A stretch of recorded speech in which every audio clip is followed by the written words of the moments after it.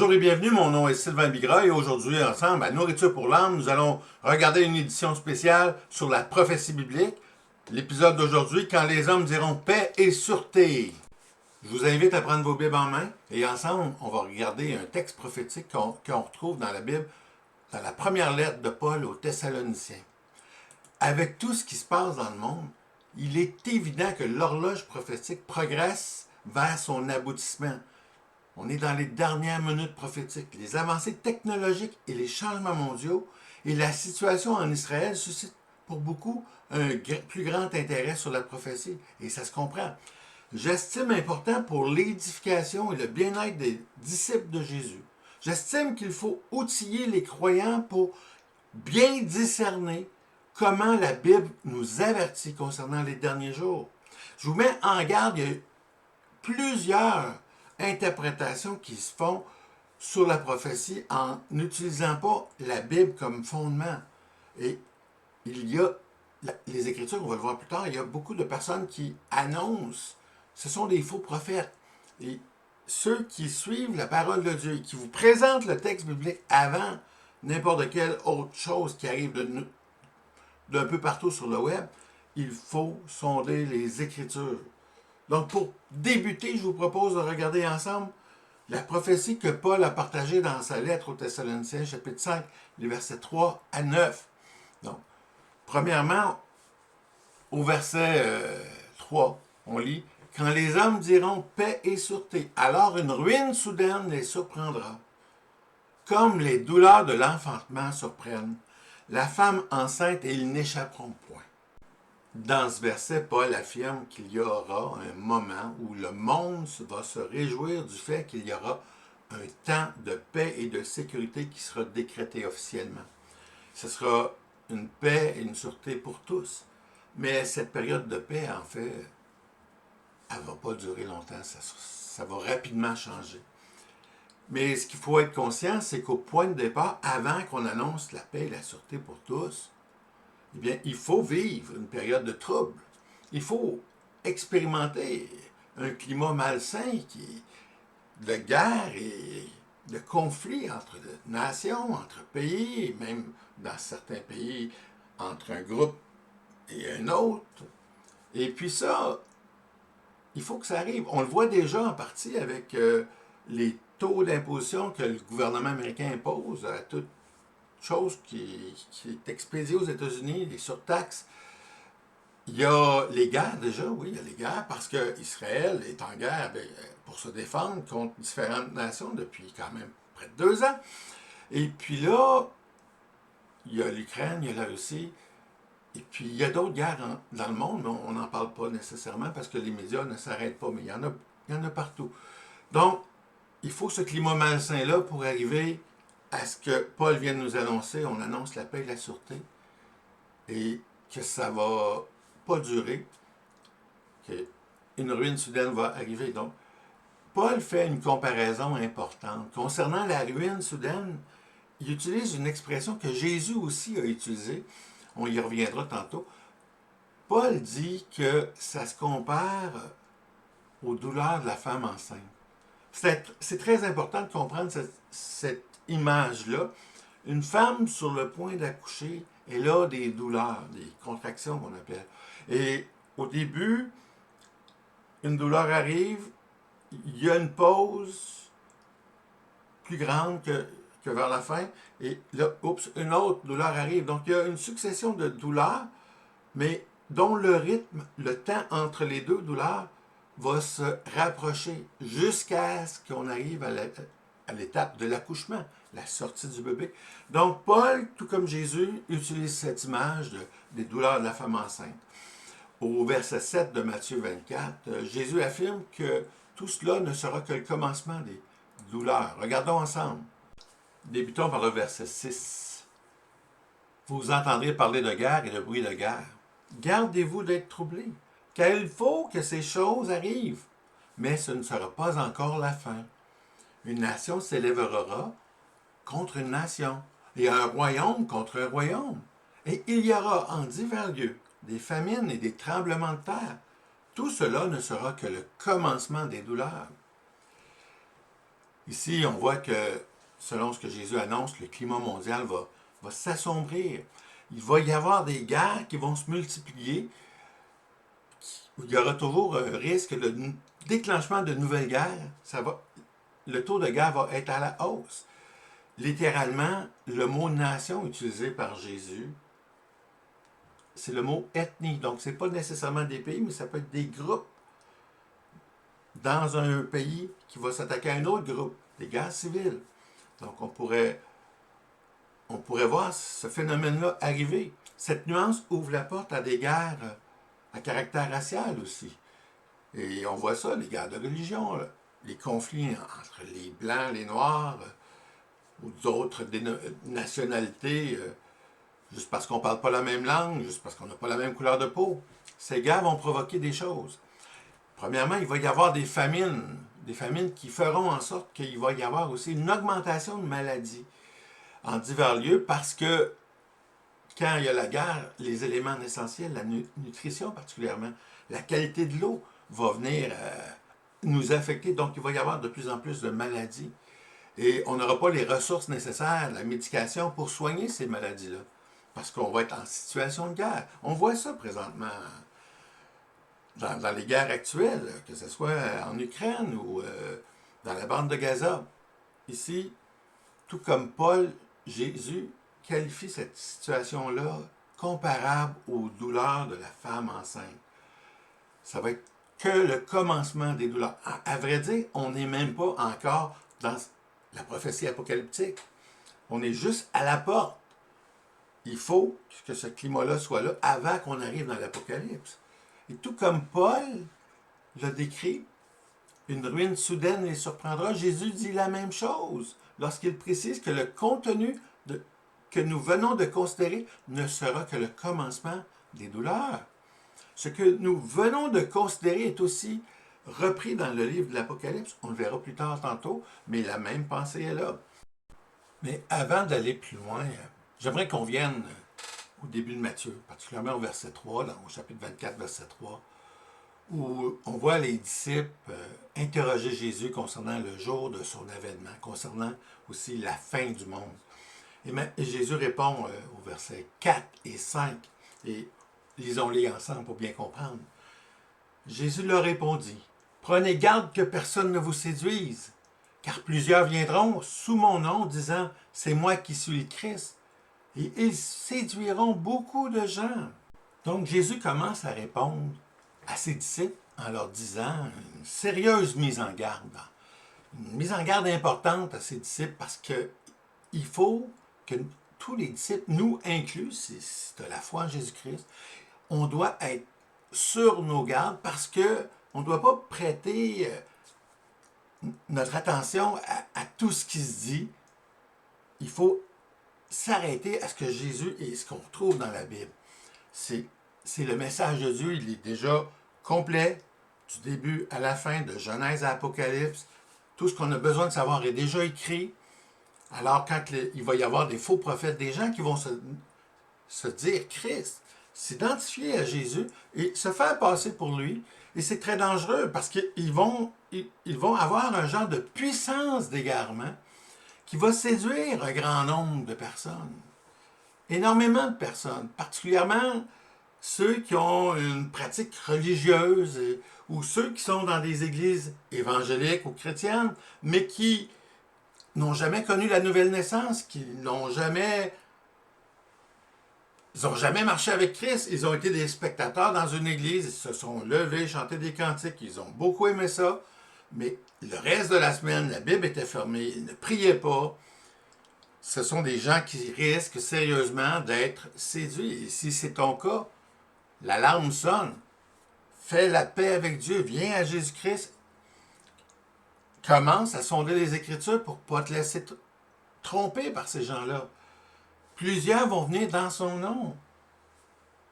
Ils vont séduire des gens, donc sois pas la cible de ces gens-là. Sois prêt à résister avec les armes, et particulièrement avec la parole de Dieu, les Écritures. Donc Jésus a jugé important de débuter avec cette parole-là.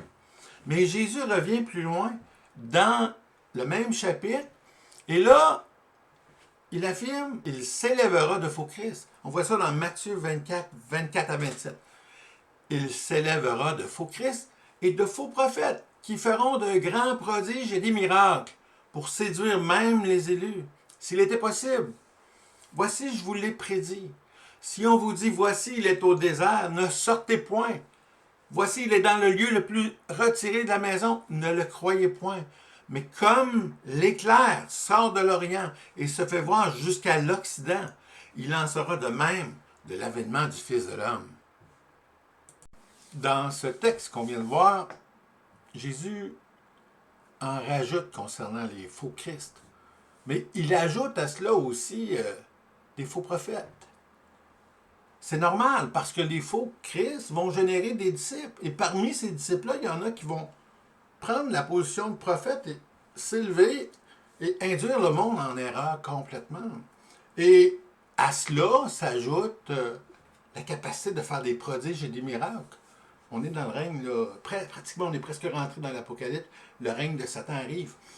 Et ils ont la capacité de faire ces choses-là. Une puissance d'égarement. Je me rappelle, il y a plusieurs années, à la fin des années 90, dans ma région, il y a un homme qui prêchait l'évangile de prospérité, mais surtout les miracles. Et quelqu'un de ma connaissance est allé assister à ses performances dans un stade. Et puis, quand j'ai eu l'occasion de parler avec, j'ai demandé comment c'était. Il dit, ah, c'était extraordinaire. Tellement de monde qui ont été guéris. Et là, j'ai demandé, est-ce qu'il a prêché l'Évangile? Est-ce qu'il a annoncé la bonne nouvelle? Ah non, il a juste fait des miracles. C'est extraordinaire. Mais à quoi cela sert-il si on guérit une personne et qu'on néglige l'état de son âme? Il faut, en priorité, en prêchant l'Évangile, parler du salut accompli à la croix. Et quand on fait des prodiges et qu'on ne dit que miracle, miracle, on est à côté du message. On est prêt, mais on est à côté. Et il faut que ces gens-là prennent conscience qu'ils ont besoin plus que d'un miracle. Il leur faut le salut de leur âme. Donc, il va y avoir à ce moment-là des gens qui vont se dire comme Christ, qui sont Christ. Et ils vont avoir ce pouvoir de confusion-là. Mais au verset 27, notez la différence. Jésus parle de son retour ici. Et dans ce passage-là, il fait référence à ce qu'il vient de dire. Voici, je vous l'ai prédit. Si on vous dit, voici, il est au désert, n'y allez pas. Ne sortez pas. Courez pas après ces imitateurs de Jésus. Ces faux prophètes. Ils s'annoncent à tel endroit, ils vont être à telle place. N'y allez pas, perdez pas votre temps. Parce que quand Jésus va arriver, le verset 27, je vous le relis. Mais comme l'éclair sort de l'Orient et se fait voir jusqu'à l'Occident, il en sera de même à l'avènement du Fils de l'homme. Ce que ce texte-là est en train de dire, c'est que tu n'as pas besoin d'aller voir ce que Jésus va être, mais qu'il revienne. Tu vas le voir de là où tu es. À ce moment-là, tu vas le voir de l'Est jusqu'à l'Ouest, de l'Orient jusqu'à l'Occident. Tout le monde va le voir. Ça va être une arrivée en gloire extraordinaire. Alors, imaginez la scène quand ça va arriver. Aucun faux Christ, aucun faux Messie n'est en mesure d'accomplir une apparition telle que celle-là. Elle va apparaître à la vitesse de l'éclair et tout le monde va l'avoir vu. Maintenant, si vous le voulez bien, on va revenir à notre texte d'un Thessaloniciens, chapitre 5. On a déjà vu, il va y avoir un moment où les gens vont dire paix et sûreté, parce qu'enfin, il va y avoir une paix. Mais cette paix-là ne durera pas, mais il y aura parmi ce monde-là un des faux Christ, probablement, qui va s'élever pour prendre l'autorité sur le monde et proclamer ce temps de paix, de sécurité. Mais ce qui est important à retenir maintenant, c'est le verset 4 de 1 Thessaloniciens 5, où on lit par rapport à ce jour-là.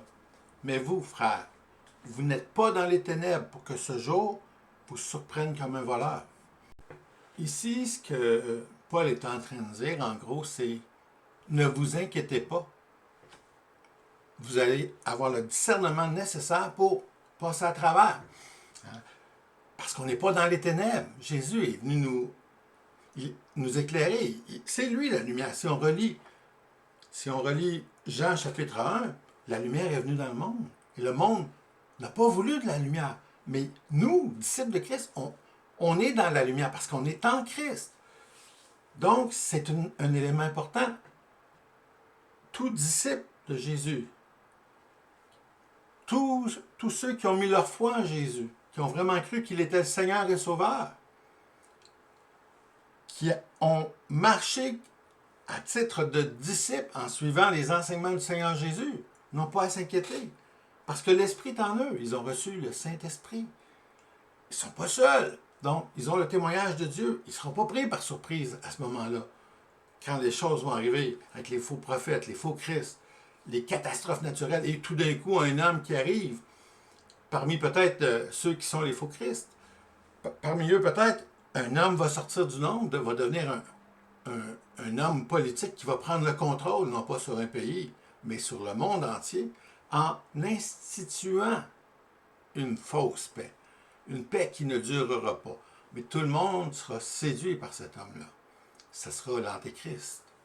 Mais ici, continuons par rapport au témoignage que l'Écriture donne de ce que Paul a écrit aux Thessaloniciens. Les versets 5 et 6 nous enseignent davantage à ce propos. Vous êtes tous des enfants de lumière et des enfants du jour. Nous ne sommes point de la nuit ni des ténèbres. Ne dormons donc point comme les autres, mais veillons et soyons sobres. Alors ici, Paul est en train de donner des conseils qui ressemblent à ceux que Jésus a enseignés dans Matthieu 24.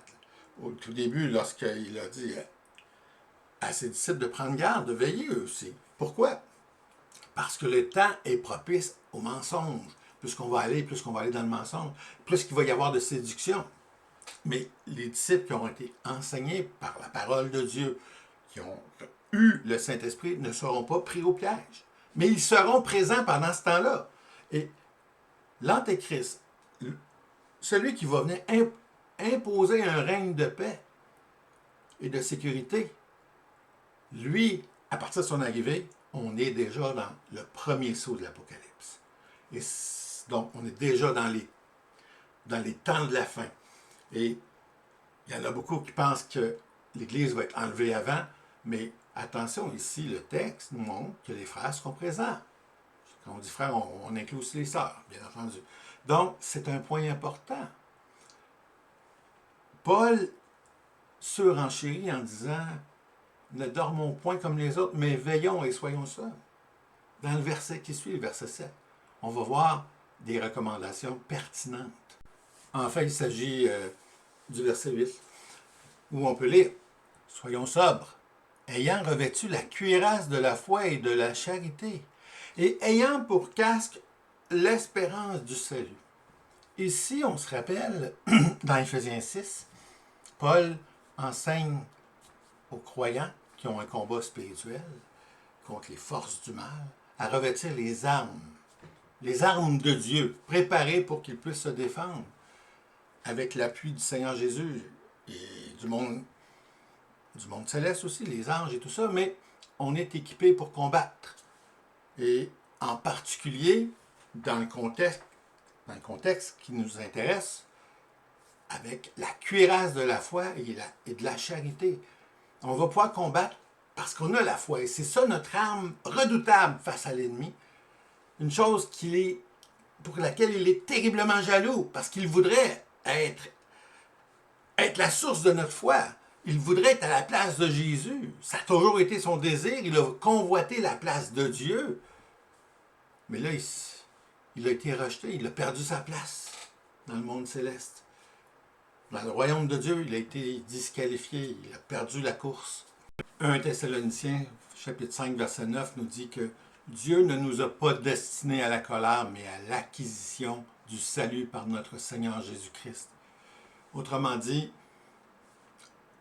quand la colère de Dieu va éclater dans l'Apocalypse, eh bien, on va être protégé par Dieu. On n'est pas destiné à vivre ces moments-là. Ça ne nous appartient pas. On n'a pas notre place là parce qu'on a reçu la promesse de Dieu, d'avoir la vie éternelle, d'être ses enfants. On est adoptés et on n'a pas à connaître ces jours-là parce que on a été justifié. Il n'y a plus de colère pour quelqu'un qui est justifié. On a été sanctifié, on est devenu des saints en devenant enfants de Dieu. On n'a pas notre place lors de la colère de Dieu. Mais là, la colère de Dieu arrive plus loin dans l'Apocalypse. On en parlera dans un autre épisode. Mais pour l'instant, ce qu'on voit ici, c'est que dans le contexte qu'on vient de regarder, on se retrouve dans la prophétie lors du premier sceau qui a été dévoilé par Jésus. Le premier sceau, on retrouve le récit dans Apocalypse 6. Et on va regarder qu'est-ce que ça dit.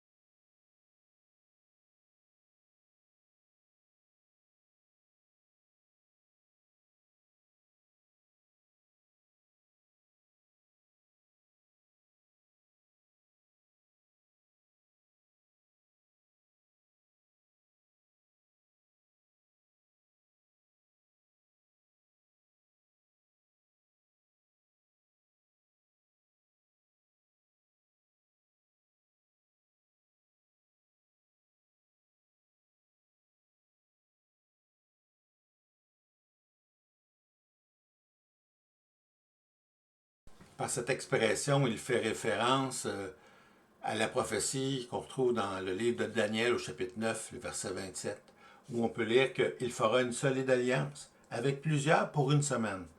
Et durant la moitié de la semaine, il fera cesser le sacrifice et l'offrande. Le dévastateur commettra les choses les plus abominables jusqu'à ce que la ruine et ce qui a été résolu fondent sur le dévastateur. Dans cette alliance, le texte original dans la Bible démontre qu'il ne s'agit pas d'une alliance qui va être imposée par l'Antéchrist, mais qu'au contraire, ça va être une alliance qui va déjà être prête quand il va arriver, qu'il va commencer à régner. Il va tout simplement l'approuver. Et cette alliance-là va permettre, entre autres, à Israël de construire son temple.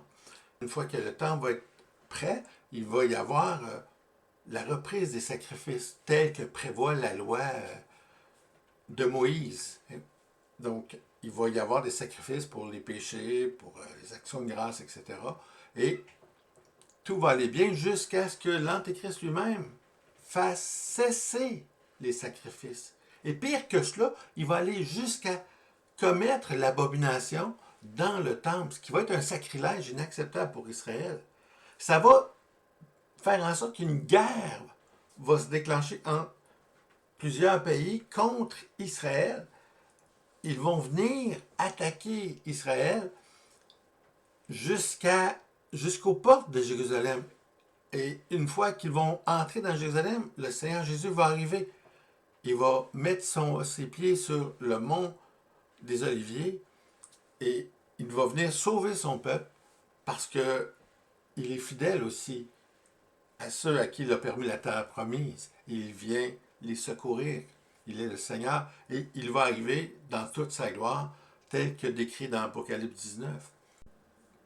Pour conclure, mon ami, je t'invite à retenir la pensée que Dieu est au contrôle de toutes choses. Il a voulu d'avance nous révéler les choses qui doivent arriver. Et si on prend le temps de lire les Écritures, on ne sera pas pris par surprise lorsque les choses qu'on vient de voir vont arriver. Quand on va voir un air de paix et de sécurité proclamé, on va savoir qu'on va être déjà rentré dans cette phase apocalyptique de l'histoire de l'humanité. Alors, il faut vraiment être prudent, vraiment être sur nos gardes, revêtir toutes les armes que Dieu nous donne dans Éphésiens 6, ainsi que du fruit de l'esprit. Il faut vraiment avoir une bonne disposition du cœur.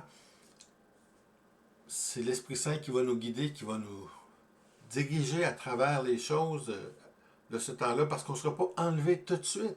Le texte qu'on a regardé, il l'a déjà démontré. Prends le temps de lire les textes de Matthieu 24, les 2 lettres aux Thessaloniciens, le livre de l'Apocalypse et aussi celui de Daniel. Dans ta Bible, toutes ces choses seront là. Ça va faire en sorte que tu connaîtras les faits avant qu'ils arrivent. Tu ne seras pas pris par surprise. Finalement, pour terminer, laisse-moi te partager un dernier verset dans Actes chapitre 17, le verset 11. On lit que, à propos des disciples de Bérée, ils reçurent la parole avec beaucoup d'empressement et ils examinaient chaque jour les Écritures pour voir si ce qu'on leur disait était exact. Bien, moi, je t'encourage à faire exactement ce qu'eux ont fait, afin que tu sois pleinement certain que ce que tu crois est conforme aux Écritures. Dieu a voulu se révéler, il a permis qu'on ait la Bible, c'est pour qu'on l'utilise, qu'on la connaisse. Et ceux qui vont être mal pris, ce sont ceux qui n'auront pas pris le temps de sonder les Écritures, de se confier en Dieu, de chercher la volonté de Dieu à partir de ce qui est écrit dans la parole de Dieu. Pour terminer, je te dis que Dieu te bénisse et au plaisir de te revoir dans une prochaine présentation de Nourriture pour l'âme.